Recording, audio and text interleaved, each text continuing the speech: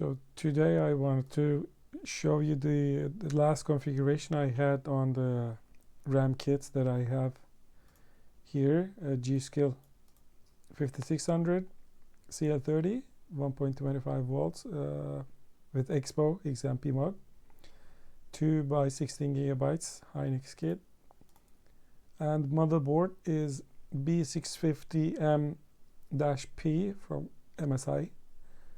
And these are the timings that I tried before, and it's been like maybe a month.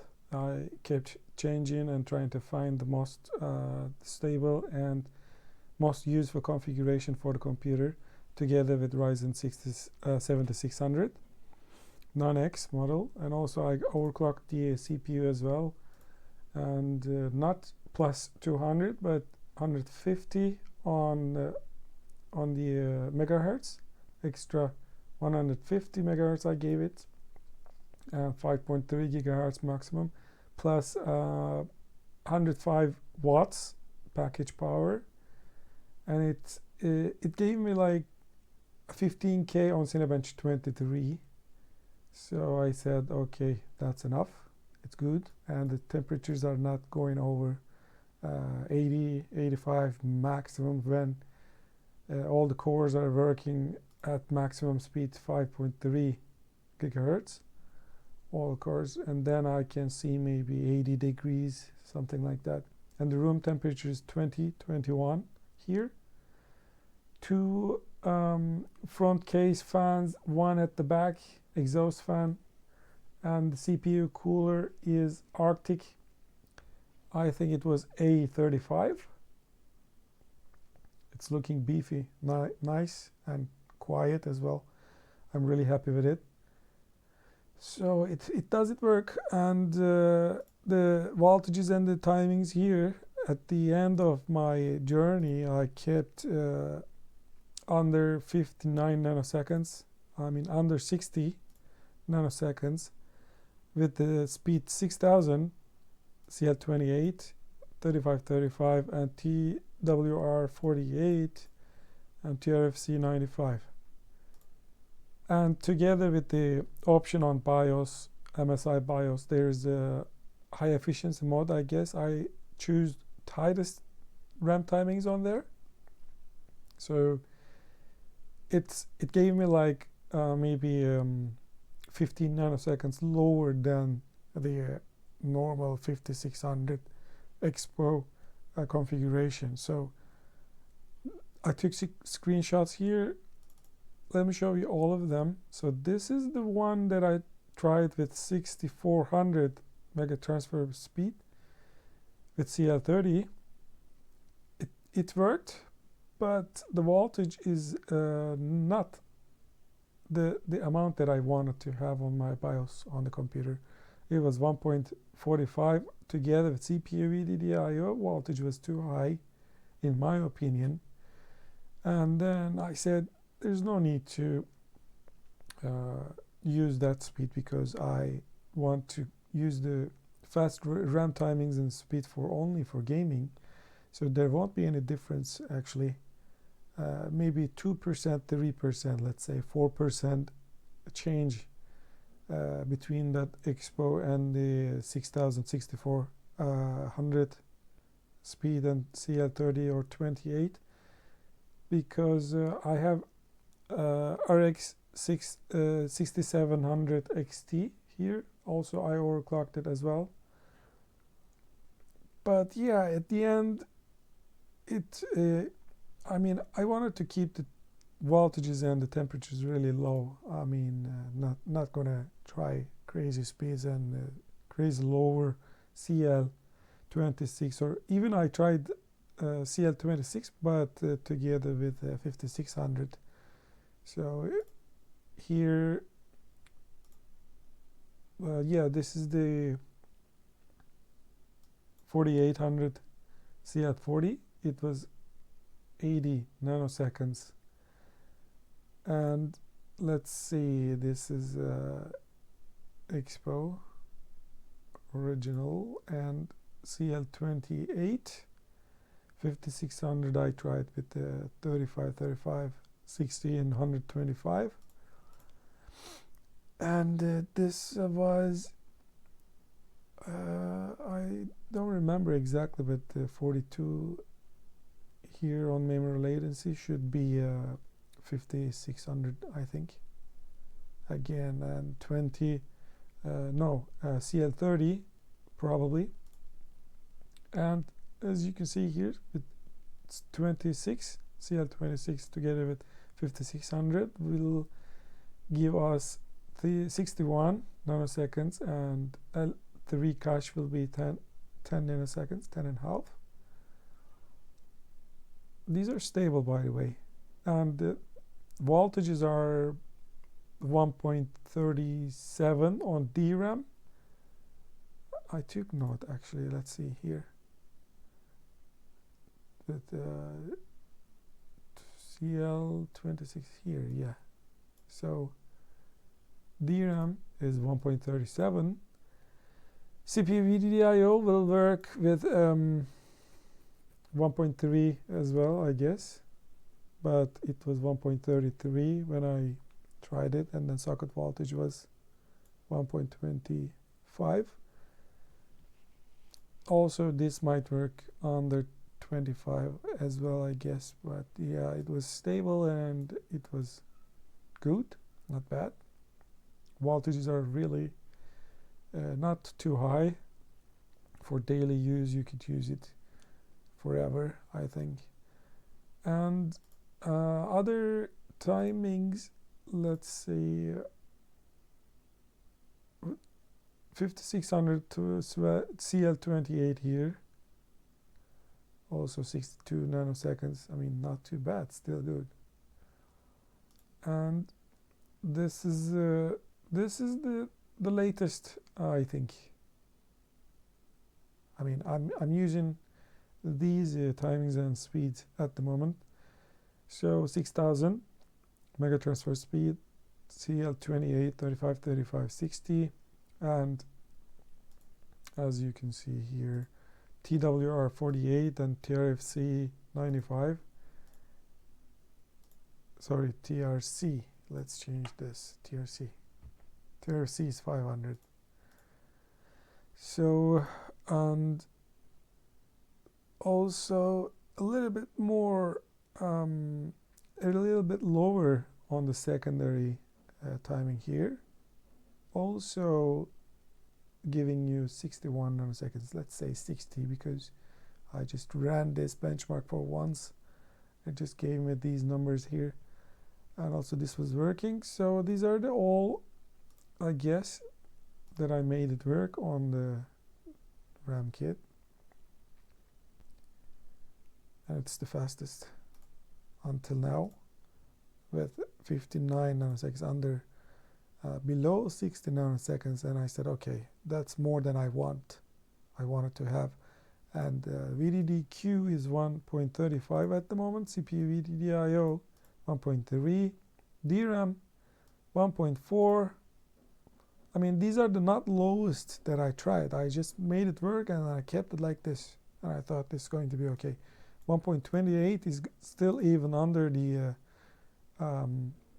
default voltage on BIOS, which MSI gives you for Expo and XMP profiles, and this is actually lower than that. It's not going to be a problem even if you make it, even if I make it work 1.3 forever.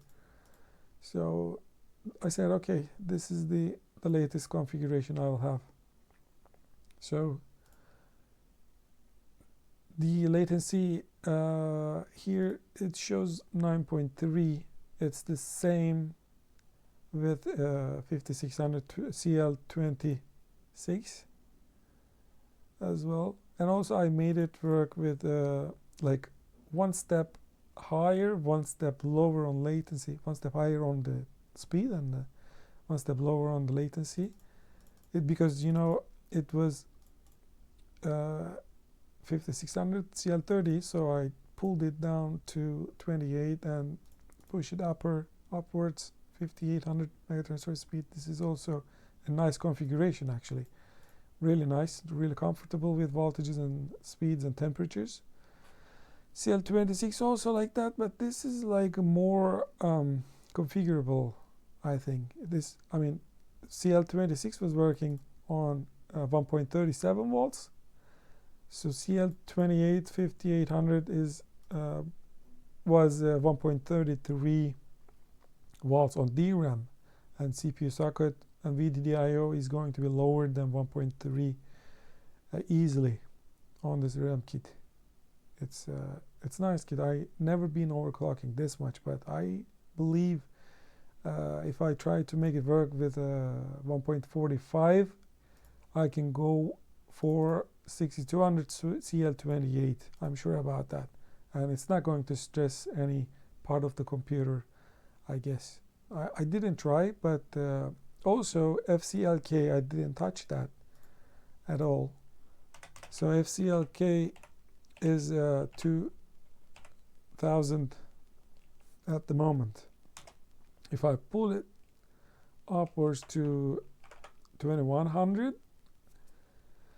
probably it will ask me to give it a little more voltage on CPU VDDIO, but I'm not sure. I mean, I didn't make that much research on it, so, but I'm sure it will work. It may work. So if you do that, I mean, if I do that with 6200 cl28, that will be the best configuration, I think. And also I tried 28, 34, 34, but it didn't work for some reason. So it just works perfectly when I set these numbers like this without any issue. But yeah, I think 26 is still going to be okay if I keep the numbers like this and increase the speed to 6200, I think. I mean, yeah, let's make it 28 when I increase this. So this will probably be yeah, so let's change these numbers to show you. So the socket, let's say, if you want to be comfortable, keep it original number that MSI gives you. CPU VDDIO 1.35 will be better, I think, and also 1.45 will be good configuration as well, but I'm not sure if I'm going to go for it. I'm not sure because of the CPU VDDIO. I don't want to go over 1.3, so I'll keep it like this. Maybe if I try to make it work with a 1.3, maybe it will work, but I don't know. Maybe someday I will try it, because the reason that I haven't tried it before was that the BIOS version was not giving me any chance to try, because every time I want to enter the BIOS, I had to shut down the computer first, not restart, but shut down, and then to turn it on again, I pressed the power button and then tried to go to BIOS because there was something wrong with the BIOS version. I wrote to MSI support about this, and then they told me that there's a graphics card issue, not the motherboard or the RAM kit, but the graphics card. And I said, it doesn't look like so, but eventually they didn't do anything about it until the version came out, released on last summer on July. It did fix after 2 years, maybe. They released a bunch of tons of BIOS versions since 2023. Not even 2 years, but they like 1, 2, 3, 4, 5, 6, 7, 8, 16, 20, more than, I mean, maybe 30 different BIOS versions they released, and the last 3 of them are still in the beta version. So I didn't try these, but with the one with the 1G at the end of the version fixed the issue. Then now I don't need to shut down the computer first. I just restarted and entered the BIOS easily, so it just saved me so much time. Then I started to try all these different speeds and voltages because it's easier now. So if you have this motherboard, I highly suggest that you should download the latest BIOS versions for this motherboard. I mean, it works with all these speeds that I put on. 6400, 6200, and also there was this guy telling me that he just bought a kit with 7000 mega transfer speed cl32. It just worked easily. He just turned on the XMP Expo option, Expo profile on the BIOS, and he didn't need to do anything else than that. So up to 7200 mega transfer speed, I guess. Yeah, we can see here for 7000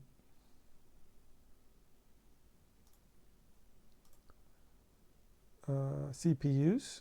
Yeah, 7200 mega transfer speeds, it's supported. So you can buy and make it work.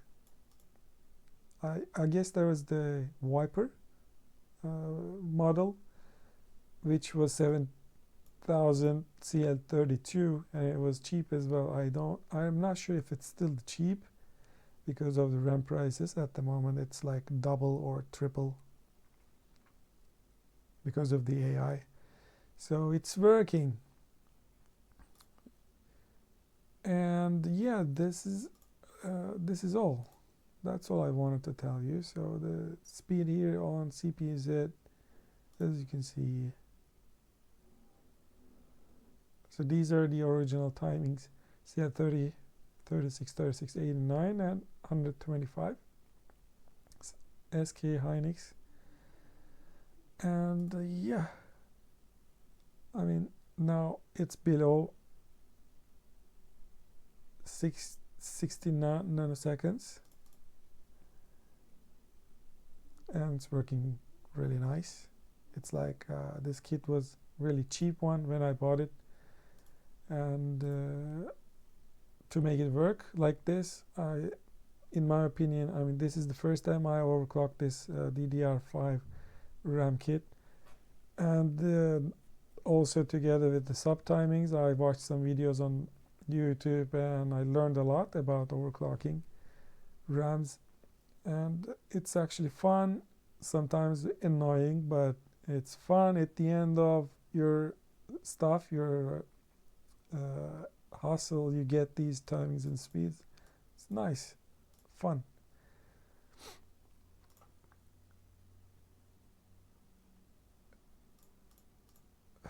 Yeah, package power is 105 for the CPU here. And yeah, what else I can say? Also, yeah, I showed you all of the benchmarks, I guess. I think this is the latest one. Yeah, it was memory mark score was 4K, 4060 before, and then now it's like 2 point something extra together with 6000 cl28. So yeah, latency was 42, now 40, and it says 99 percentile. Anyway, yeah, that's it. I mean, and also the test mem 5, it passed like an hour test, and also IDA 64 1 hour test was okay. Also OCCT tests for 1 hour, it passed. So this is the latest configuration. The timings latency just under 60 nanoseconds, but you know, if I go to safe mode, maybe if I make it work there again, probably it'll be like 57 nanoseconds, maybe even 55. I'm not sure, but it seems like so. So anyway, that's it. Thanks for watching. See you later. Don't forget to download the latest BIOS on the MSI website, and also try to do some overclocking. It's fun on also your computer graphics card as well. It's easy, and just you can do like this. I mean, yeah, I'm gonna show you what kind of overclock I do on the graphics card here. I pulled this back down to 1.14, and VRAM I choose fast timings, also 2100. Increase the power limit here to the max. Fan tuning, I disable the 0 RPM sometimes because I mean, sometimes it turns on the fans and then turns it off, and then the GPU temperature goes over 15, it turns on again, and then pulls it back to down to 37, 40s, and then it stops, and then the GPU temperature goes up again, and it's kind of annoying for me. So I just mostly use this curves here like this. It's quiet and it doesn't just spin up and stop, and you know, it's the best like this. So when I start the game, when the GPU hotspot temperature goes over 80-ish something, it ramps up to 50% speed, and it's kind of noisy. Over 50%, over 50% is kind of noisy, but it keeps the temperatures really low, and GPU temperature is not reaching over 70 degrees. I think it's mostly works under 70 degrees, and the GPU hotspot is around 90-95. So yeah, it's much better than before. So if I keep 0 RPM, if I don't change these curves here, GPU hotspot reaching about like 105, 110 sometimes, it's kind of annoying. So why not to take it down to 90 or even 100 degrees. So that's how I use it mostly. Yesterday I played some Counter-Strike, and when I do Alt Tab, the driver just crash. So whenever I play Counter-Strike, I just disable this the profile here, like go back to default, and then play Counter-Strike like that. And then when I finish, I come back to this section of configuration, and I do this again. And also you can save the profile here, of course. So you don't need to do this again and again, just set it automatically, one click automatic configuration. So yeah, this is how I use my computer. And yeah, these are the timings that I tried before also. Like this was working, but as you can see, cl30 6400 will give you 9.4 nanoseconds, but 6000 cl28 9.3, but the secondary timings are like there's more difference here. So yeah, let's do it here. So as you see here, 6400, yeah, these are almost the same, but here is like the bigger difference between here. So yeah, I think also they say the 6000 is the best sweet spot for AMD. That's why I kept it like this, and this is the most I liked the configuration. Okay, that's it for today. See you later.